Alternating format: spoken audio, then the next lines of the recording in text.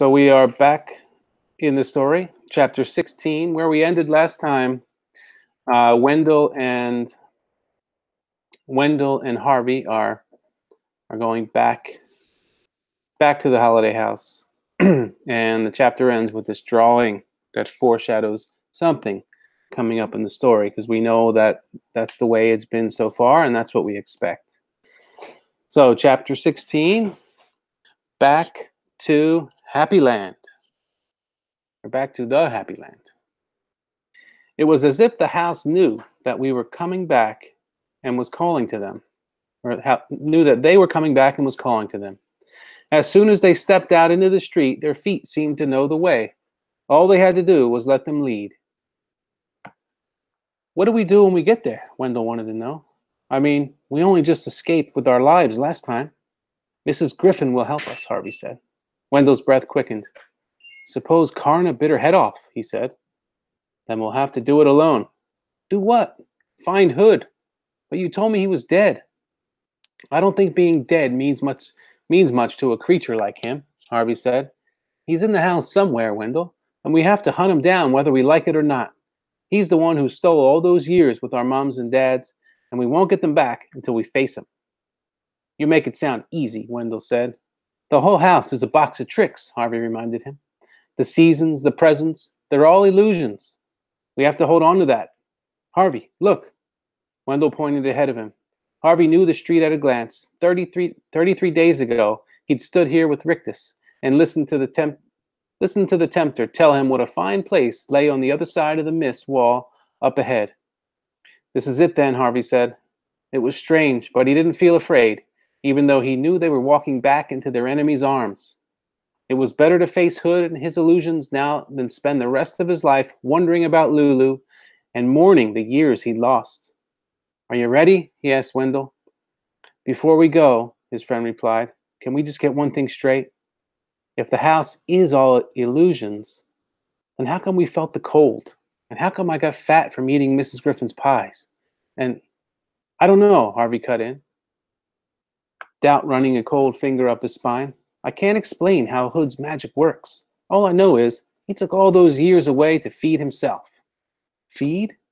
Yeah, like a vampire.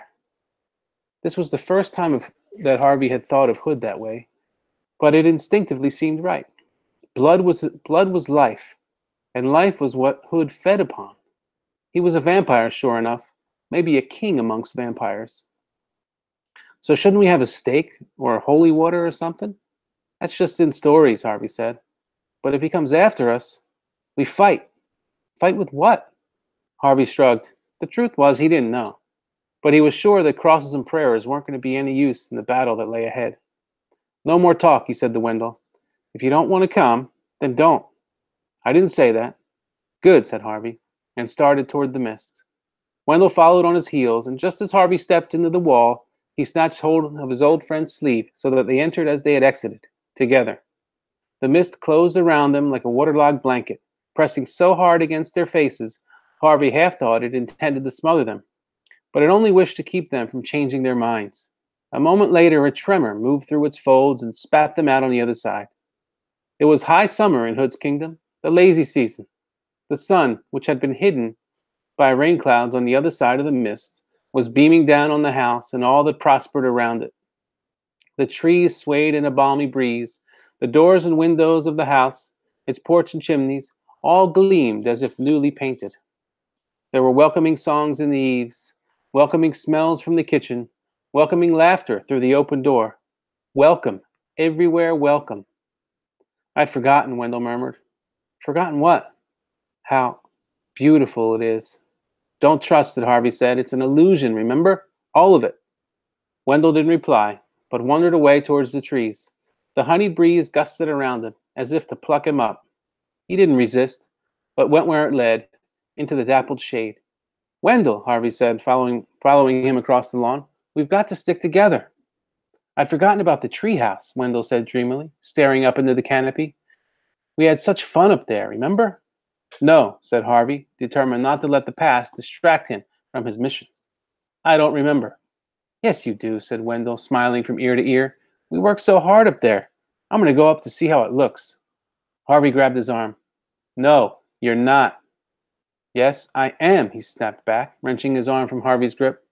I can do whatever I want. You don't own me. Harvey could see the glazed look in Wendell's eyes that the house was already working its seductive magic. It could only be a matter of time, he knew, before his own powers of resistance were worn away. And what then? Would he forget his work here entirely and become an empty-headed boy, laughing like a loon while his soul was sucked away? No, he said aloud. I'm not going to let you do it. Do what? Said Wendell. We've got work to do, Harvey told him. Who cares? Wendell replied. I do, and so did you 5 minutes ago. Remember what it did to us, Wendell? The wind in the trees seemed to sigh at this. Ah, it said, as if it now understood Harvey's purpose here, and would waft this intelligence to the ears of Mr. Hood. Harvey didn't care. In fact, he was pleased. Go on, he said as the gust flew towards the house. Tell him. Tell him. He turned on Wendell. Are you coming, he said, or am I going to go in alone? I don't mind going in, Wendell said cheeringly. I'm hungry. Harvey stared hard at the wall, hard at Wendell. Don't you remember anything we said out there? He demanded. Of course I do, Wendell replied. We said we were going to... He paused, frowning. Going to... This place has stolen time that belonged to us, Wendell. How did it do that? Said Wendell, still frowning deeply. It's just... Again he faltered, searching for the words. Just a perfect day. The frown began to fade again, and a broad smile replaced it. Who cares, Wendell said. I mean, on a day like this, who cares? Let's just enjoy ourselves. Harvey shook his head. He was losing precious time here, which was exactly what Hood and the house wanted. Instead of wasting any further words on Wendell, he turned on his heel and headed towards the front door. Wait for me, Wendell yelled. Can you smell that pie? Harvey could, and wished he'd put some food in his belly before he'd started on this adventure. Knowing that these tantalizing smells were all part of Hood's repertoire wasn't enough to stop his mouth from watering or his stomach from grumbling.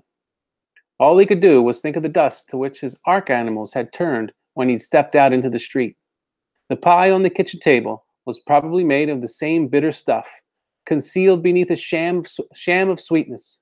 He held on to that thought as best he could, knowing that the house into which he was about to step would be full of such blandishments. With Wendell trailing a step behind, he climbed the porch steps and marched into the house. The moment they were both inside, the door slammed behind them. Harvey reeled round, his skin crawling.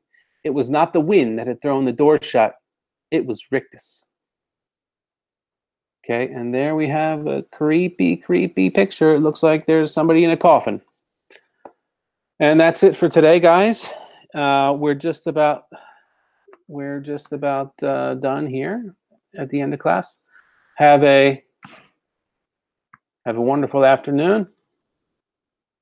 I'll see you all tomorrow.